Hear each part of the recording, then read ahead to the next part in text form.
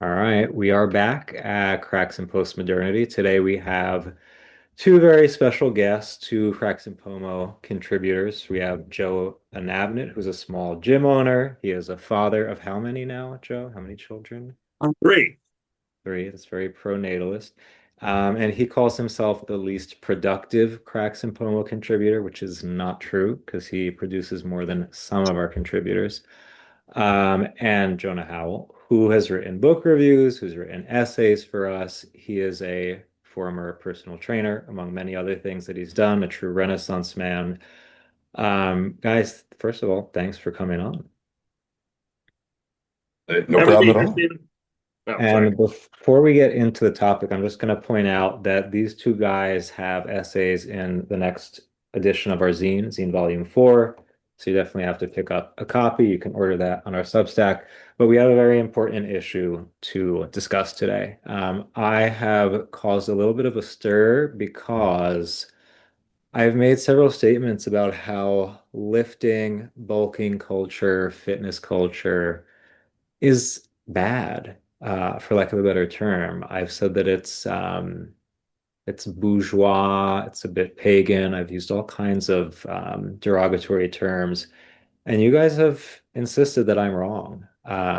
So I said, why not just give them the chance to make their case, and I'll consider it, and we'll see if I change my mind by the end of this. But yeah, bulking is bad. Why am I wrong? Who wants to start? Have you considered that having really big muscles and lifting really big things is cool? Why? Why is it cool?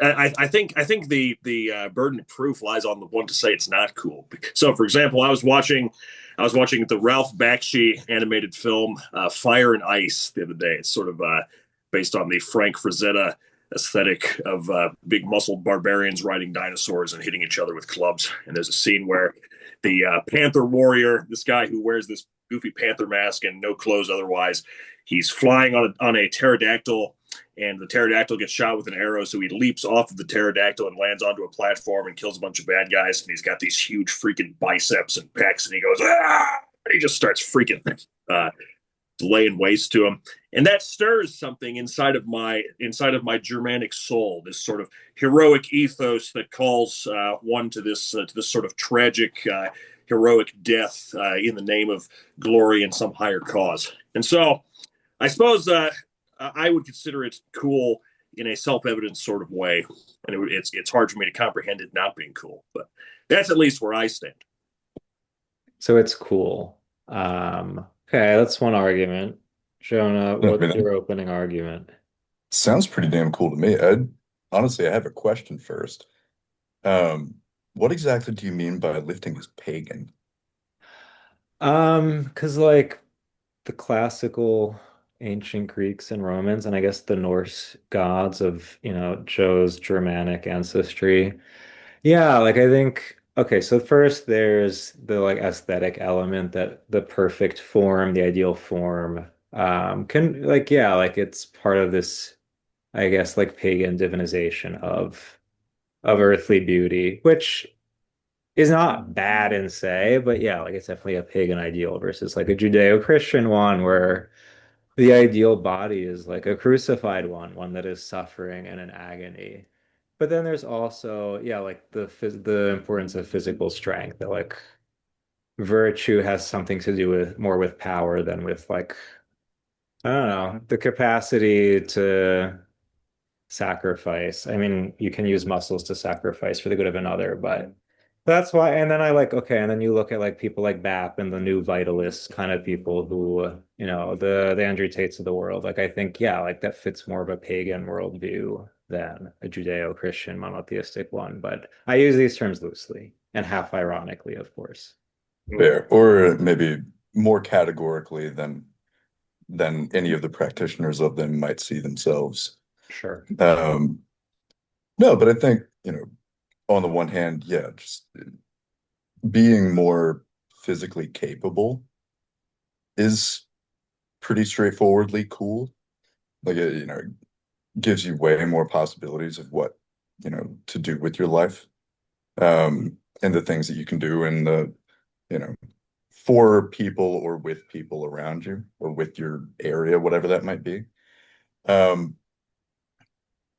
but then also, if you wanted to reinterpret fitness into like a sort of Catholic framework, like, if the church is Christ's body and each of us is a piece of that, then like there is some sort of divine like categorical imperative to keep your piece of that in good working order.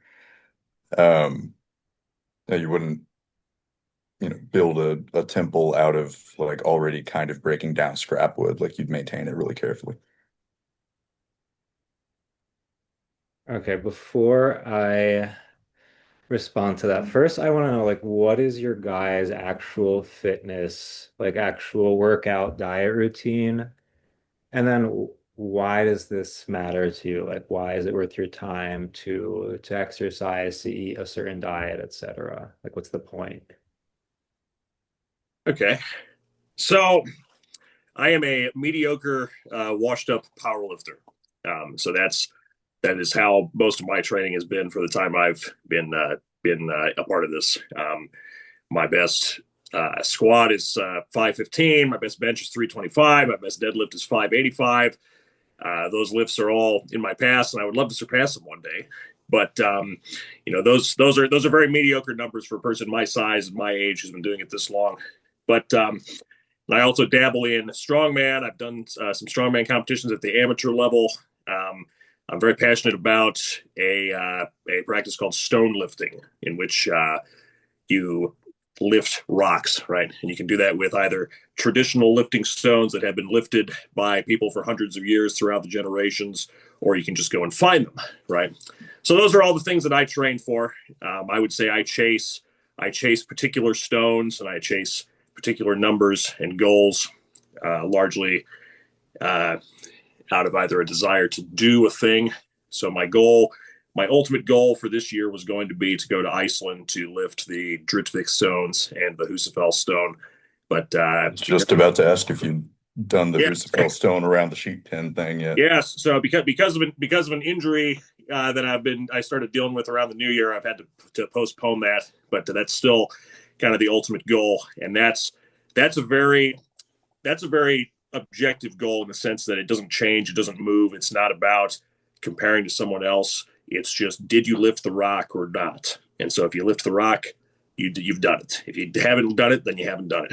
Whereas powerlifting is more about these numbers that are always changing and they're always growing. Everyone starts out with a goal, and then once they reach that goal, they want a new goal because they realize their first goal wasn't good enough, right?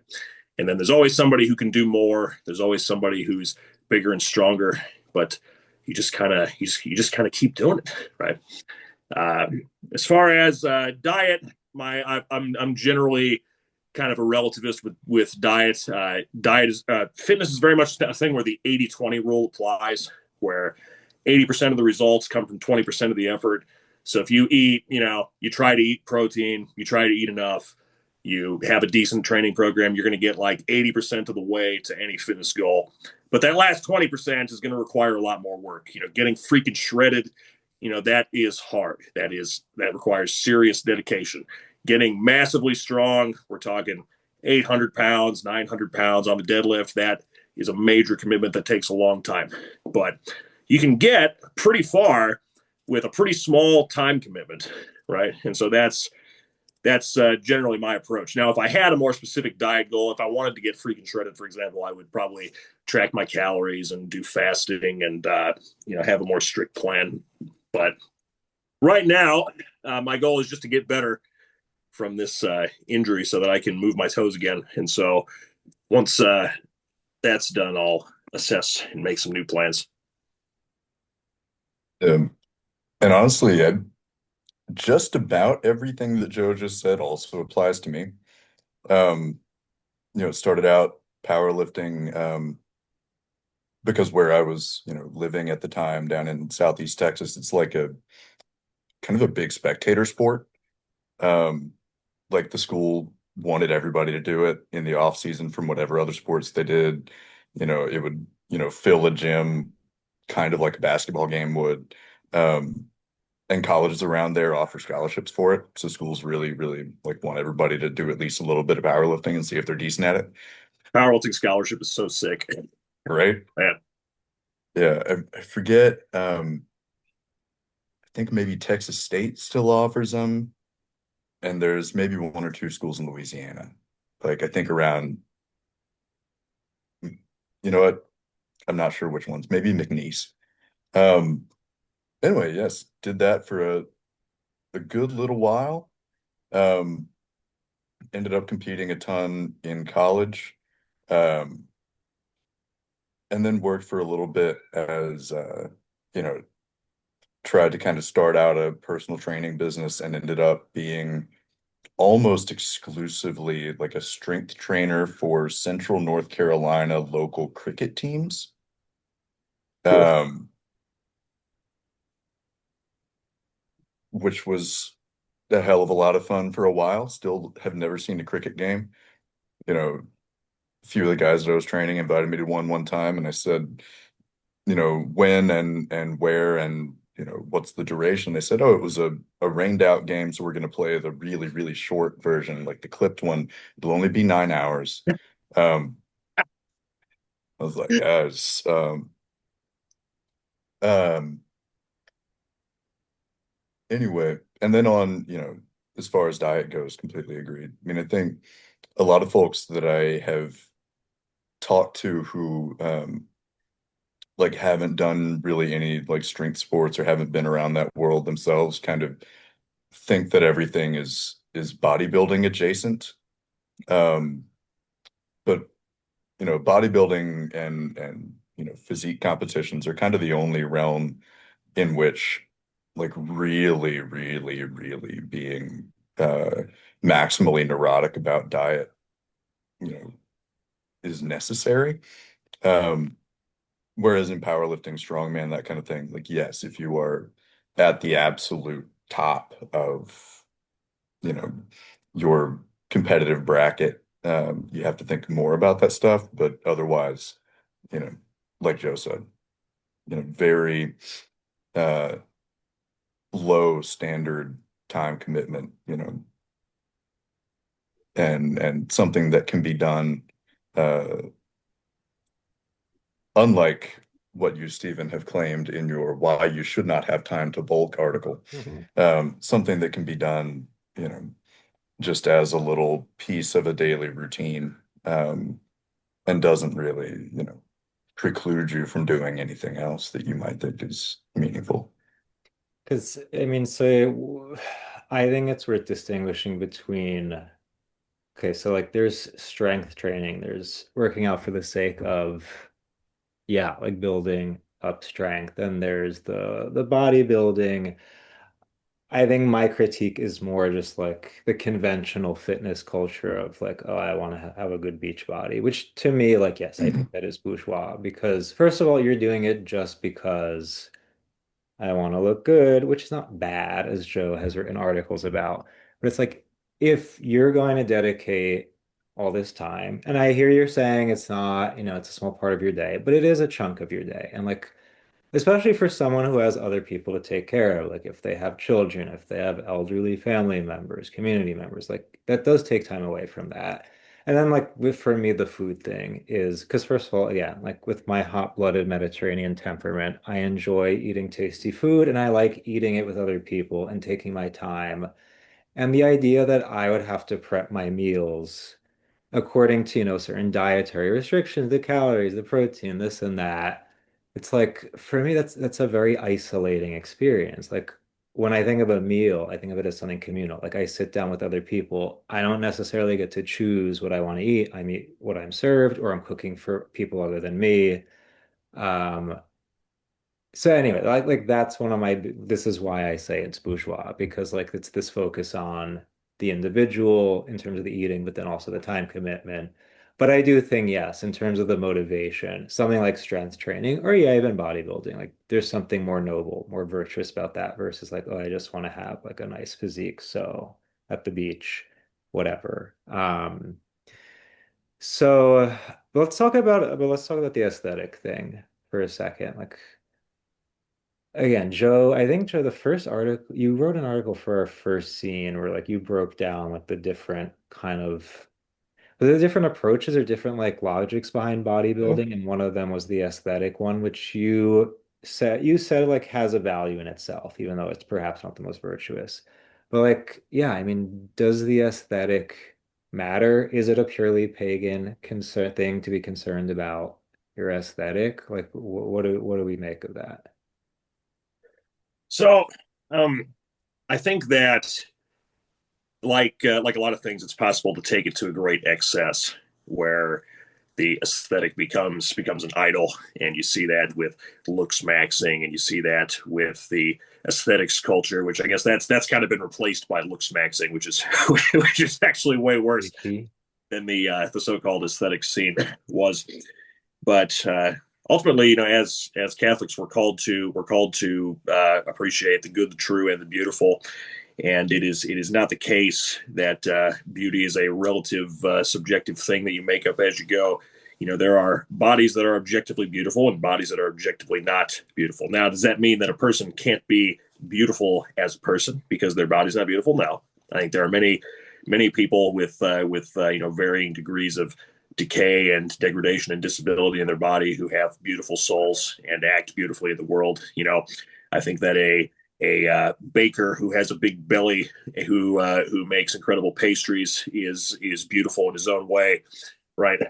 But when it comes to the the aesthetic that shows strength, and that shows fortitude, and that shows temperance, it all kind of zeroes in on this golden mean of having some degree of muscle and having your body fat under control, and having a posture that is indicative of not hunching over a computer for 8 hours a day or whatever else.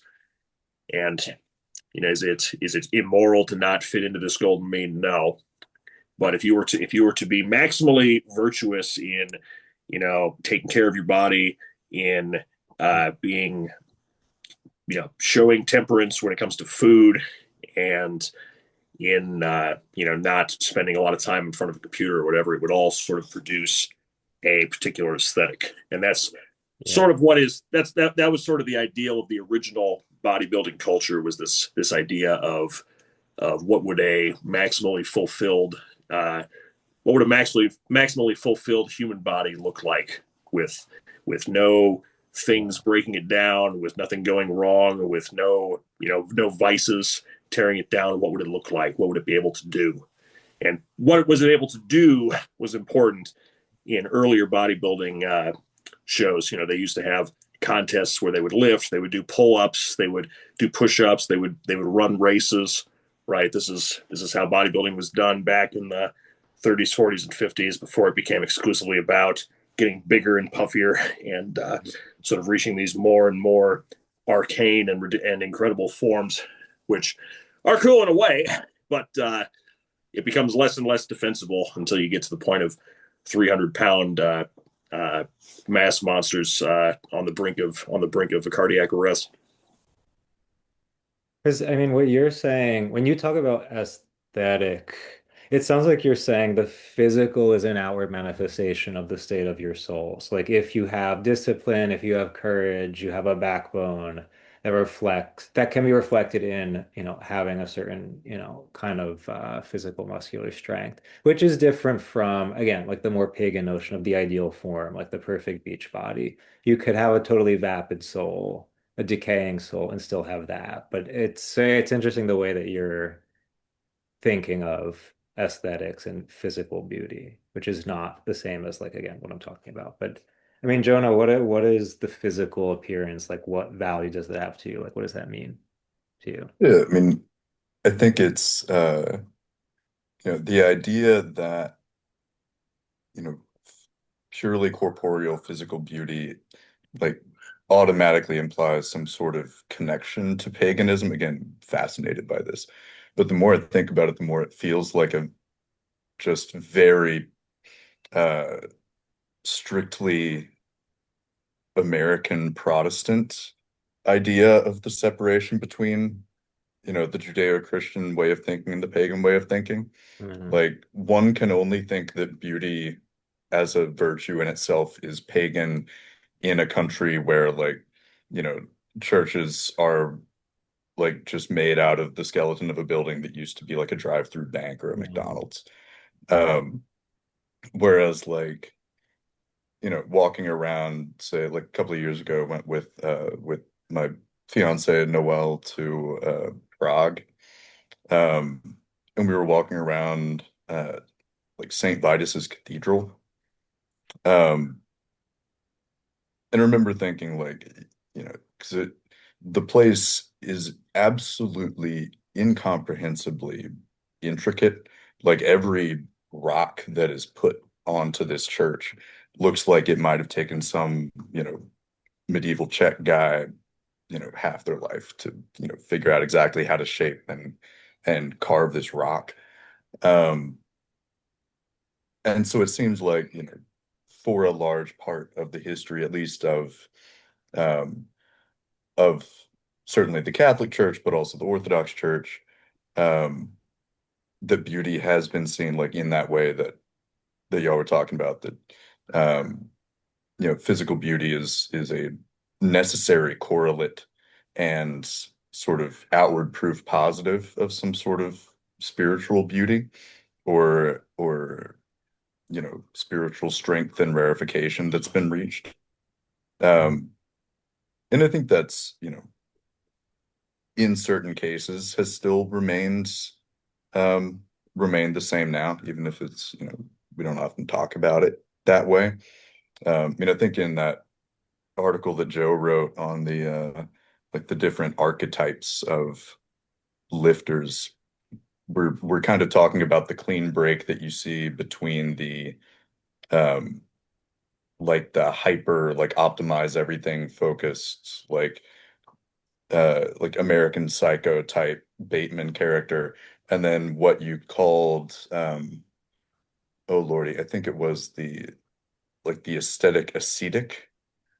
Um Yeah. so it's like, you know, Patrick Bateman against like, you know, some sort of mishmash on the other archetypal side between like Yukio Mishima's Sun and Steel and the type of guys that go like travel from church to church tearing phone books for like evangelical demonstrations. There's Mhm. something like, you know, a clean line between those that we seem to be like pointing at a bunch, but not exactly drawing the line. Hmm. That's interesting that you're pointing out like the American Protestant separation between like physical, spiritual, and then like yeah, the pagan Judeo-Christian. Um, but yeah, so I mean, I wanna refer to something I quoted Joe in an article that I wrote. This was the Mamdani is skinny fat one. Um, which was an opportunity for me to reflect on myself being skinny fat. So, this is what you said. You said the body doesn't lie and it can't fool anyone. When I see a fit person, I immediately know a bit about them. This person can show restraint, do hard things, stick to routines, and perform some amount of hard work. At the very least, this person is capable of helping me move a refrigerator. Someone who's skinny fat, it demonstrates the dual weakness of modern man, a lack of passion and a lack of commitment. It is the physique of the doom scroller, the clump of moss that aimlessly meanders down the dopamine river, avoiding anything that is too uncomfortable and never latching on to anything along the way. Sounds very familiar to me. So, I mean, but I'm sure this is a little hyperbolic, Joe, but say more about this. I mean, is it true that when you see the skinny fat person, like is it a sign of our like moral decay or moral decadence? So I will spoil the ending and say that that was a slightly hyperbolic statement, I agree. but I don't exactly disagree with any part of it. Right. Sure. Um, so in a lot of ways, lifting weights is like any other hobby. It's like stamp collecting or knitting or playing a musical instrument. It's part of this subset of hobbies that are sort of productive and expressive. Playing video games is not necessarily that way, but if you're knitting a blanket or composing music or building your body, it has these downstream effects, right? But lifting weights and strength training and physical fitness run up against some very sort of grim realities of life that are very hard to philosophize your way out of. At some point, you're going to have to move a heavy object in your home or in someone else's home, and you either can do it or you can't, in which case you have to ask somebody else to do it for you or to help you with it. And if you're really out of shape, you might have to ask two people to help you with it. And there's really no philosophical way to sort of rescue yourself from blame if you're an otherwise healthy young adult man, being unable to drag your own couch halfway across your floor or whatever. Likewise, if someone's trying to break into your house to kill you and they are pushing on one side of the door and you're pushing on the other, if they're bigger and stronger than you can't really philosophize your way out of that conflict, right? And so physical strength has this way of just changing your interaction with the real world because you're freed to do more things, whether it's more things in an exploitative kind of way or more things in a helping kind of way. Kind of depends on the person's individual character. Something that we do at my gym is we have a big group chat called the Mighty Men, based on the Old Testament. But then the idea is that if anytime somebody needs something, they have a chat with 30 or 40 guys who are physically capable of helping them with that. So whether it's, taking a homeless person off the street and moving their things into a storage unit so that they can, get the help they need, or going to an old lady's house to move a couch, or getting 10 guys to help one guy with a big project that he can't afford to finance a bunch of professionals to do. One time we had to reinstall all of the pews in our church because the construction contractor screwed it up, and that was like an 8-hour job for 20 guys, very heavy lifting. And I think about that because I remember father sent us a message. He was like, Joe, if we can't get all these pews in, we're not going to be able to have mass on Sunday. So it was like this last ditch effort of all these guys, and we're all sweating and our backs hurt and we're freaking exhausted by the end of it. But we did it, and we could do it because we had the ability. Nobody was, a waste of space, taking up space because they couldn't help, because they couldn't lift the heavy pews. And so this capacity to interact in the real world and to see the real world in a different way, it's part of why I started lifting weights and working out in the first place when I was a teenager, because, I had depression, I was overweight, I was really, inflexible and out of shape. And I felt like a prisoner in my own body. And exercise created this way to interface with the world differently, and it's, as cringe as the metaphor is, it was like playing a role playing game, and increasing the stats in your character so that you could do more things. And that's how that was the mindset that I brought to it. And so the and my whole experience of life is different because of this. So for example, if I'm having an argument with someone and they are like smaller and weaker than me, like they can't really hurt my feelings. Like they can say anything they want, and like it doesn't bother me because I know that if things got out of hand, like I would be okay. And so, and it's just, whereas if I was totally out of shape and I was arguing with the same person, I might be the one to lose control because I would be so emotionally distraught. But like, that might be just a little bit of my own pretense. Well, I think, whether it's lifting or running or cycling or like some really demanding type of dance, ballet or something, like having a consistent physical practice that makes you really familiar um, with prolonged pain, um, really, really, really changes like the way that you can see the world, not just the way that you see the world, but like the ways of seeing the world that are practically available to you. Um, because suddenly, like, you know, every other, little basic thing about life is a little bit less uncomfortable. Um, and situations that might, require a little bit of pain endurance from you are no longer like things that you want to avoid. They're just like, ah, yeah, sometimes that happens. Um,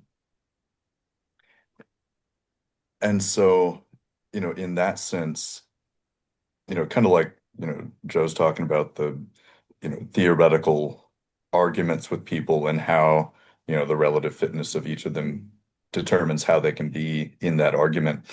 Um, in the same type of way, but maybe on the sort of flipped end of that, um, think having any sort of, like I said, consistent physical practice that brings you into contact with prolonged pain and discomfort, um, just makes you a little bit more capable of doing basically everything in your life, whether it's physical or mental.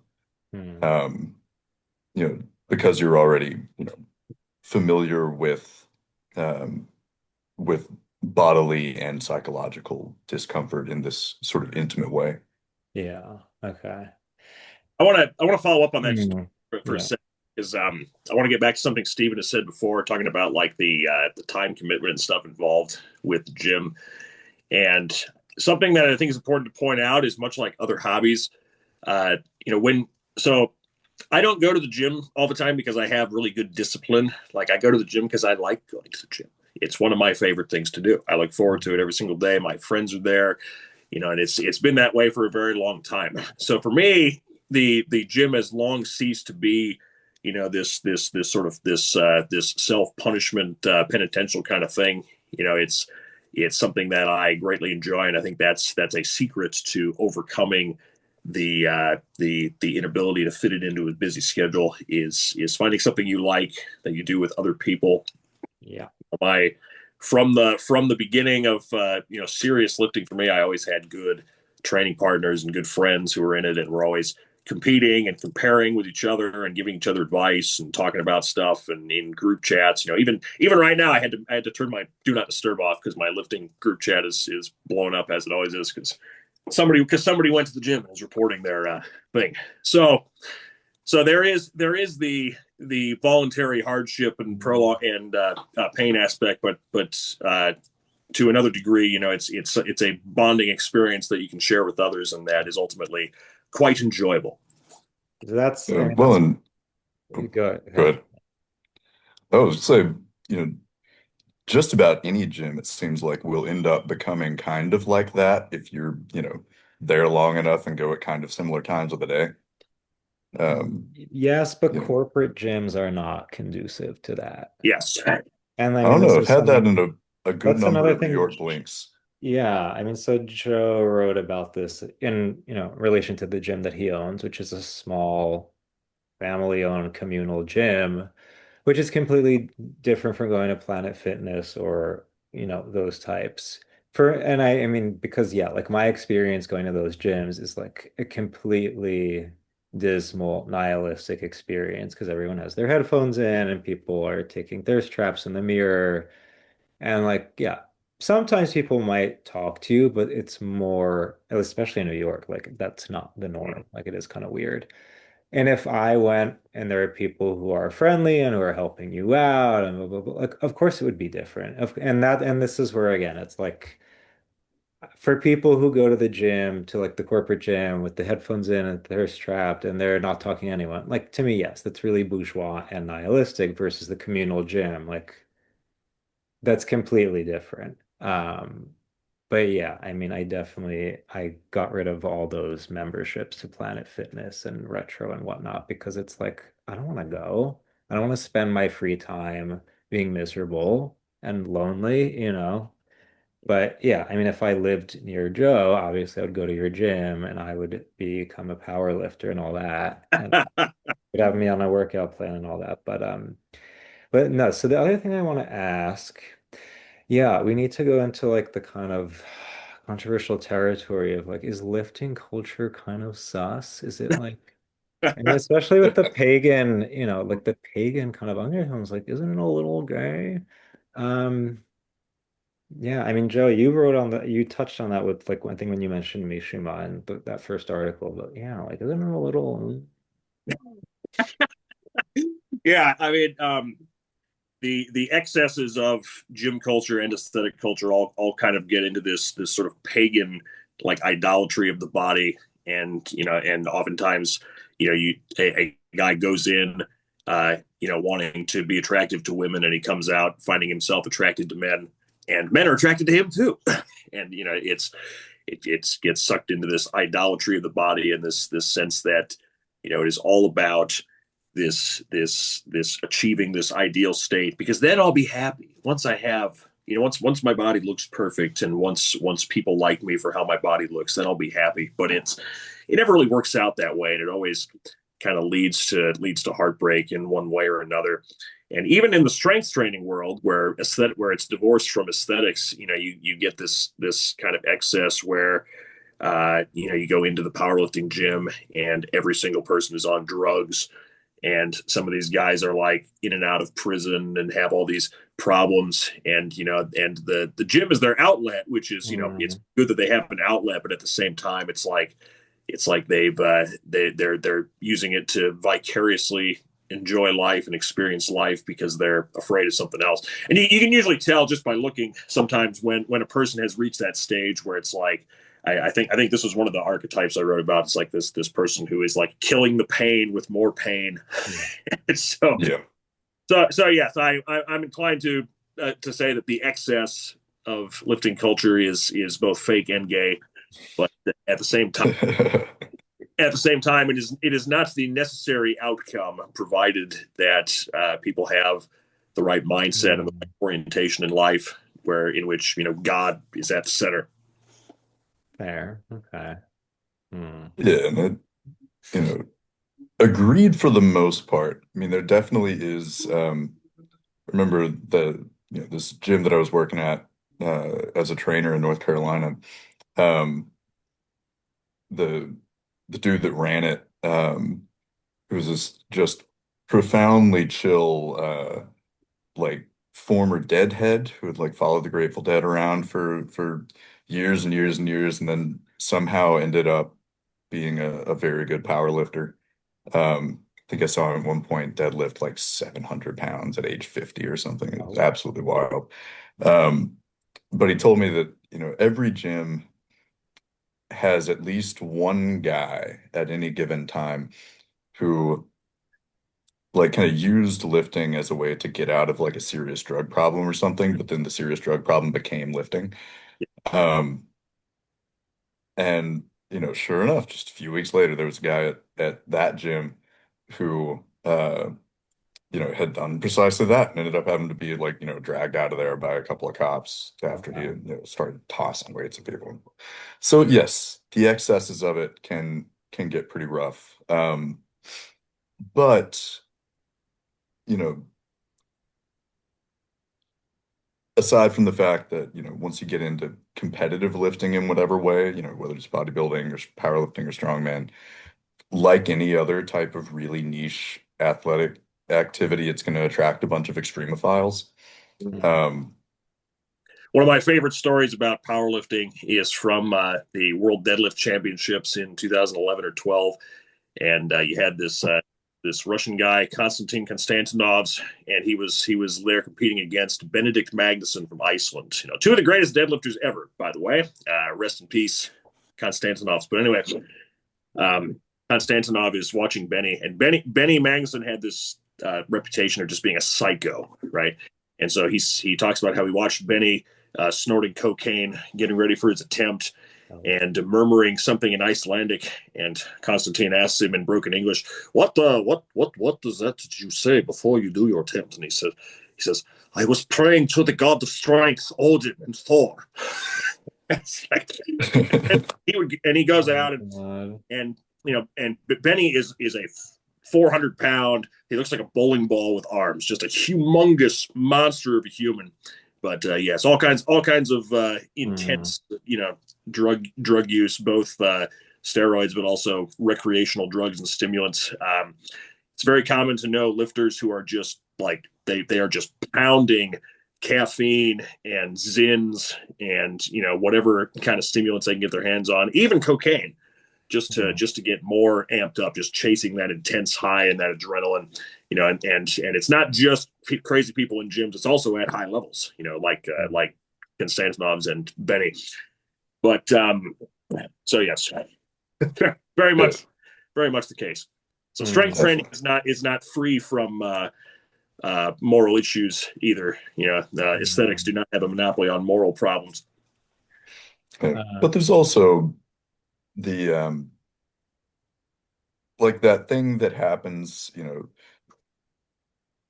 where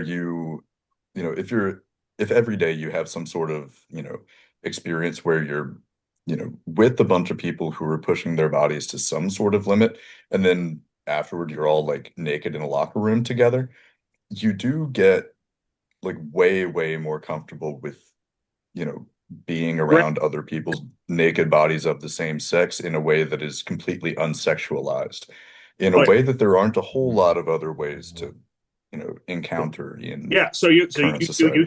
coached the cricket teams, right? So you've encountered this team dynamic, right? So I've spent a lot of time around college football players, and like you realize these guys have all like they've all like made human pyramids while completely naked in the locker room before, and that they're just like constantly like smacking each other's asses and groping each other, Pause. and like it's super funny, and all these guys are they're all like right wing homophobes, but you have this totally different mindset where and this level of closeness with other people that you can build through this connection, this shared challenge of being on a team, of going through grueling training and preparing for these competitions, and it really Yeah. changes the way that you think about these things, right? And when I was a kid in school, it was still normal for everyone to have to like take a shower after PE class. I think they don't do that anymore, No. as far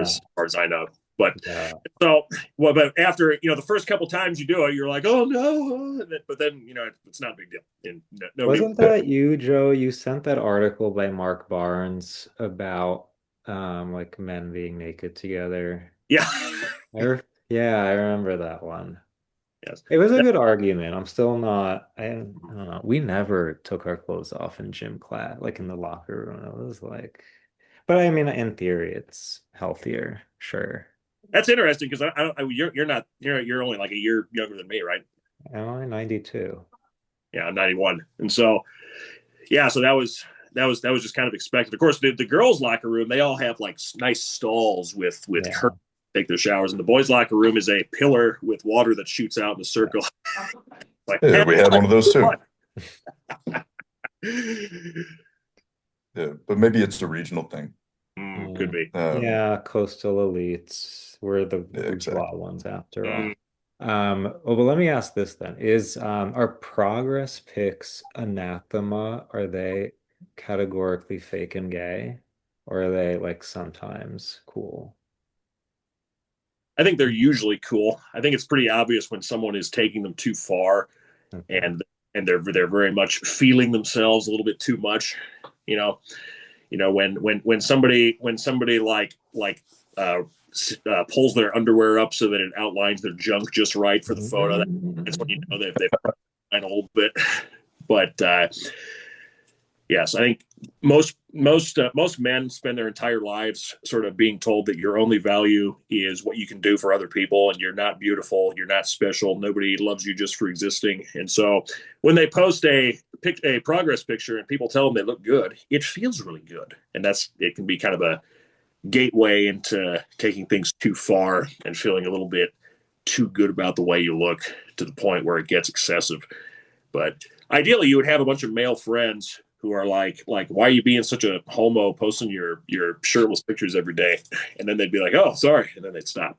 But in our atomized, socially disconnected Mm. world where men don't have friends, they don't have friends or people who tell them that they love them. Then they it's Mm. fall into this trap.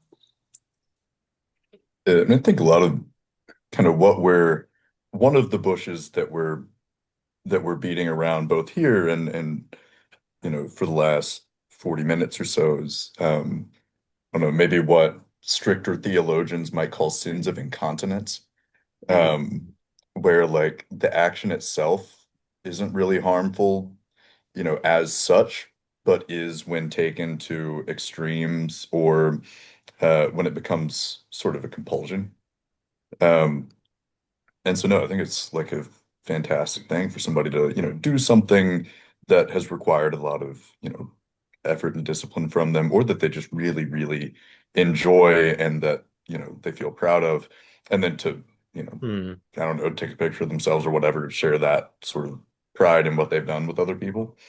Um, but it can also become a sin of incontinence, Yeah. if done incontinently. It's not inherently gay or sexual to post big muscle. Like big muscles are cool. Yeah, exactly. Big shredded muscles at like 5% body fat are freaking cool. Like when Lee Priest posts his freaking tricep with a giant horseshoe and all the feathering going through. Like I'm like nobody's. I mean, somebody's there's probably some pervert somewhere, but in general, nobody's looking at that being like, oh, that's so hot. They're looking at it like, holy crap, that's freaking cool. Damn, a person can do that. When, Yeah. when Tom Platz posts his freaking gigantic thighs with the freaking striations and the feathering and all the separation, like it's cool. It's a cool thing. It's again how it's the productive aspect of bodybuilding and where it becomes kind of a work of art. This idea of building a body that is so intense to behold, you know, and not everybody can appreciate it the same way, but it has its advantages. It has its things. Okay. Well, let's close with this. For people like me who are not fit and who have priorities other than, yeah, like if we want to get into fitness, but we have people to take care of, we want to enjoy food, we want to enjoy life. What's a reasonable way to begin? Like what's like a healthy starting point? What would you recommend? I mean, kind of wrote about this to you a couple of When we weeks will be ago. publishing it. We will be publishing it, yes. Ah, interessante. Um, but I mean, I think Mike Mentzer's idea back in the 70s, 80s of high intensity training, which is still the basis of basically all the like kind of in loosely interpreted form of all the little circuit training classes that get trendy for a couple of months here and there. And, suddenly every trainer in the city is doing it. And then you hear about another one and the Mm. names get increasingly abstract as time goes on. But they're all kind of basing it on this guy and his writing. Where his idea was just like you walk into the gym, you pick some exercise to do, you do it for as long as it takes to get slightly better at it than you did last time, either more reps or more weight than last time, then you just leave and then try it again later. Um, and you do that a couple of days a week. And if you're very consistent about it, like that is fine and more than enough. Um, at least to be like, very, very physically capable and to, look at. Yeah. So that 80-20 rule applies. Like you can get pretty strong, pretty healthy, pretty capable with very little time, very little effort. Like we're talking, a half an hour, 3 times a week, plus eating enough food to not lose weight, and bravo. Um, the I would say finding a partner is very helpful if you are the kind of person who would benefit from having a supportive gym partner. That it could mean finding a gym that has a more supportive community, or it could mean finding a specific partner to work out with you. But if you're not the kind of person who likes to do that, I would say find a set of dumbbells that go from 10 to 50 pounds or whatever. It could be a cheap adjustable dumbbell that costs like $50, and just do it at home for 20 minutes. That'll save you the drive, save you the commute. Keep things really simple and just go until you can do all your exercises with the maximum weight. And then by that point, you'll be strong enough to move on to whatever else you want. Like it really doesn't have to take a lot of time or a lot of work. I know the food thing is hard for you, Stephen. I think this is an area where you have a problem that is very rare in the country. Most people in this country, it's not they have no problem eating enough food to gain weight. Almost everyone in this country is overweight, and of the people who are overweight, half of them are obese. And for that vast majority of people, I would say getting strong is not going to be the problem. The problem is going to be having a healthy body composition so that they can live past the age of 50 and watch their grandkids graduate from high school. But for someone who has a body that is more resistant to eating, who has trouble getting calories in, and you say you want to enjoy your communal meals with people and not be worried about stuff. Okay, I would say then do that and eat other things. So don't change your meals at all. Just eat more More. at when you would not normally eat. So if you're Exactly. Just if you channel don't the ancestral Italian gourmand. yes, Yeah. like enjoy your Italian meal, and then before you go to bed, just eat like 3 spoonfuls of peanut butter and go to sleep. All And right. wash it down with some full fat milk, and like that'll get you pretty far. All right, we'll see. We'll see if it works. I'll be sure to let you know.